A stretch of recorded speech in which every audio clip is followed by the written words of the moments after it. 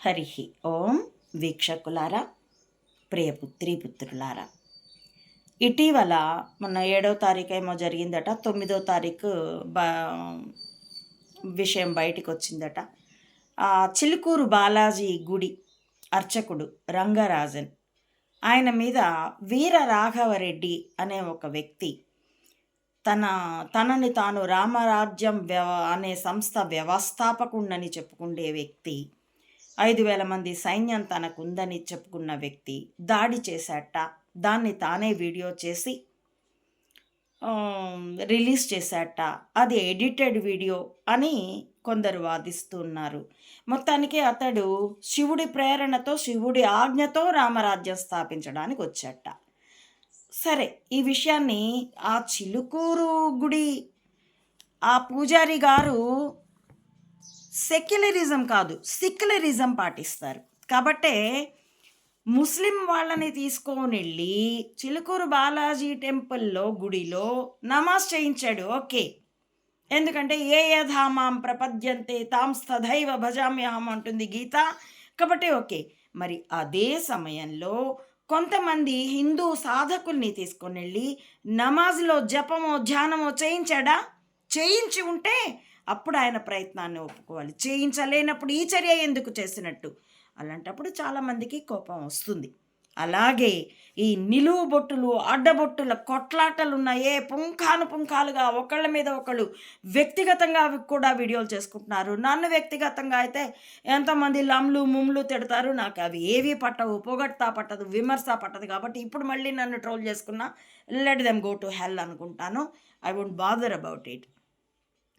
అటువంటి ఆ చిలుకూరి బాలాజీ గుడి పూజారిని ఈ వీర రాఘవరెడ్డి అనే వ్యక్తి, అతడి తాలూకు ఇంకా 2-3 వీడియోలు కూడా విన్నాను, చూశాను. పోలీస్ ఆఫీసర్కి ఫోన్ చేసి ఈ సోకాల్డ్ రాజ్యాంగం యొక్క సెక్షన్లనే చెబుతూ మేము కలెక్టర్ని అరెస్ట్ చేసాం, మీరు వచ్చి తీసుకుపోండి.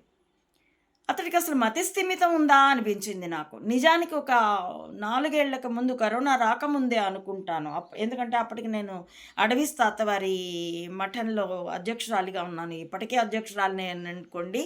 కానీ నేను వచ్చి చిన్న రేకుల కుటీరం వేసుకొని ఇందులో ఉంటున్నాను. అందుకే అమ్మఒడికి కుటీరం అంటాను. పూర్వపు వీడియోలో అయితే శ్రీ సద్గురు శివరామ అవధూత ఆశ్రమం అని చెప్పుకుండేదాన్ని అడ్రస్ చెప్పేటప్పుడు.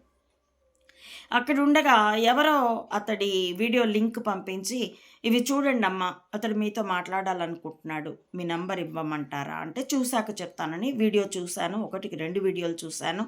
అదేదో అందరికీ గోత్రాలు ఉంటాయి అంటూ సమాజంలో కొన్ని ఉన్నటువంటి అతిశయాలు, ఆత్మన్యూనతల్ని బ్యాలెన్స్ చేయడానికి అతడు చేసిన వీడియో అనిపించింది. నాకు బాగానే ఉందనిపించింది. సరే, నంబర్ ఇవ్వండి నాయన అన్నాను. అతడు నాతో మాట్లాడాడు. ఇప్పుడైతే నా దగ్గర ఆ నంబర్ లేదు. అప్పుడు నాకైతే అతడి మాటలు సెన్సిబుల్గాను, లాజికల్గాను, సహనంతోనూ సంయమనంతో అనిపించాయి. మరి ఈ మధ్యకాలంలో ఎవరి చేతిలో కీలుబొమ్మాయి లేదా ఎవరి ప్రభావంతో అసహనపరుడైపోయినాడో నాకు తెలియదు. కానీ ఒక్క విషయం ఖచ్చితంగా చెప్తానండి, ధర్మాన్ని ఆదేశించలేం, ఉపదేశించగలం. ధర్మాన్ని ఆర్డర్ చేయలేం, నువ్వు ఇలా చెయ్యని. అదే అధర్మాన్ని అయితే ఆర్డర్ చేయగలం, తన్ని చేయించగలం. ఎందుకంటే అధర్మము చెడే, దాన్ని తన్ని చేయించడము చెడే. కాబట్టి కానీ ధర్మాన్ని భయపెట్టో, బెదిరించో, నిర్బంధించో చేయలేం. ఎందుకంటే అవే అధర్మం గనక. అధర్మంతో ధర్మాన్ని ఎలా చేయగలం? రాముడు రామరాజ్యాన్ని స్థాపించాడంటే ఆచరించి చూపించాడు కాబట్టి. అంతేకాని అధర్మం చేసిన రావణుణ్ణి చావదన్నాడు. చావదన్నేటందుకు ఆయనకి వ్యక్తిగత కారణము ఉన్నది, అలాగే రాజరిక కారణము ఉన్నది. ధర్మమే అక్కడ ఉన్నది. తన స్థానంలో మరొకడున్నా, వాడికి అందమైన భార్య ఉన్నా, వీడు ఇలాగే ఎత్తుకెళ్తాడు రావణుడు. కాబట్టి మొత్తం లంకనే నేలమట్టం చేశాడు ఆయన. అలాగ నువ్వు కూడా వీరరాఘవరెడ్డి అనబడే యువకుడా, నీకే చెప్తున్నాను ఈ మాట. ఒకవేళ నీవు రామరాజ్యాన్ని స్థాపించదలుచుకుంటే సామాన్యుల మీద, గుడుల మీద కాదు, దమ్ముంటే భారత రాజ్యాంగం ప్రకారం ఉన్నటువంటి సైన్యం మీద ప్రకటించు యుద్ధం.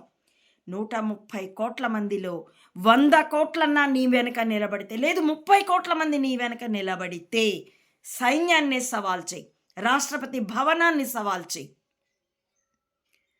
అలా ఆచరించి చూపించు. అంతేగాని గుడుల పూజారుల మీద 4 తన్ని వాళ్ళ హుండీల్లో డబ్బులెత్తుకుపోవడానికి ధర్మ వ్యాపారం చేస్తే తరతరాలు నశిస్తారు. మత వ్యాపారాలే చేస్తున్నారు ఇప్పుడు చాలామంది. హిందూ ధర్మ సంస్థలన్నీ చేస్తోంది మత వ్యాపారమే. కానీ ధర్మం పేరుతో చేస్తున్నారు. అది భయంకరమైన మహాపాతకం. ఇందుకు మీ పూర్వతరాలు గతులు తప్పుతాయి, భావితరాలు కునారిల్లి నశిస్తాయి. కర్మఫలం ఎవరిని విడిచిపెట్టదు. ధర్మాన్ని స్థాపించాలంటే ధర్మాన్ని ఆచరించాలి. ఒకవేళ ఆచరించి ఈ యుద్ధం గెలవలేవనుకుంటే నిష్కామంగా చేస్తే నిరాశ నిన్ను ఆవరించదు. లేదంటే నీకు నిరాశ పడుతున్నావు, చేయలేకపోతున్నావు అంటే వదిలే. మీరు రామరాజ్యం స్థాపించకపోతే రాముడికి వచ్చే నష్టం లేదు, సమాజానికి వచ్చే నష్టం కూడా లేదు. సమాజం కూడా తన కర్మఫలం తను అనుభవిస్తుంది అనుకుంటారు. ఈశ్వరుడు ఎప్పుడు అలౌ చేస్తే అప్పుడే జరుగుతుంది అనుకో. అంతేకాని హింసతో అసలు ధర్మహింస తథైవచ అని చెప్పేటప్పుడు ధర్మ దగ్గర మా అర్మా దీర్ఘం ఉంటుంది. ధర్మాహింస, ధర్మం అహింస అని ఉంటుంది. దాన్ని వీళ్ళు ఇప్పుడు కొత్తగా చేసి ధర్మం కోసం హింస చేయడం తప్పు కాదు అంటూ చెబుతున్నారు. కానీ అది చాలా తప్పుడు మాటే. హింసతో ఏది చేయలేం. శరీరాన్ని నువ్వు బలవంతంగా హింసతో నిర్బంధించవచ్చు, కానీ వాడి మనస్సుని నీవు నిర్బంధించలేవు. బలహీనుడై వాడు నీకు లొంగిపోయినా సరే వాడి మనసు లోతు అడుగు పొరల్లో నీ పట్ల ద్వేషం ఉండి తీరుతుంది. హింసతో మనం ఏం చేయలేం. లాజికల్గా సత్యాన్ని ప్రూవ్ చేసి, సత్యాన్ని వాడికి ఇంకింపచేసి, ఇంకించుకోలేదో వాడి మలదోషం అంత ఉంది అనుకొని వదిలేయడమే. కర్మఫలానికి మనం కర్తలం కాం. యుద్ధంలో గెలుపుని సంకల్పించి, గెలుపుని ఆశించి యుద్ధం చేయాలి. కానీ అందుకు పక్కదారులు తొక్కితే అదే అధర్మం అవుతుంది. ఇక ధర్మం కోసం యుద్ధం అన్న మాటకు అర్థమే ఉన్నది. హరి ఓం. ప్రియ పుత్రీ పుత్రులారా, ఈ విషయం గురించి మిమ్మల్ని నేను చర్చకు ఆహ్వానిస్తున్నానండి. ఈ విషయమై ఎవరైనా కామెంట్స్ పెడితే వాళ్ళతో చర్చించడానికి, ఎందుకంటే ఈ విషయం కొంత ద్వంద్వాలతో కూడా నిండి ఉన్నది. మరింత ఈ ధర్మ సూక్ష్మత మరింత స్పష్టత తెచ్చుకునేందుకు చర్చని ఆహ్వానిస్తున్నాను.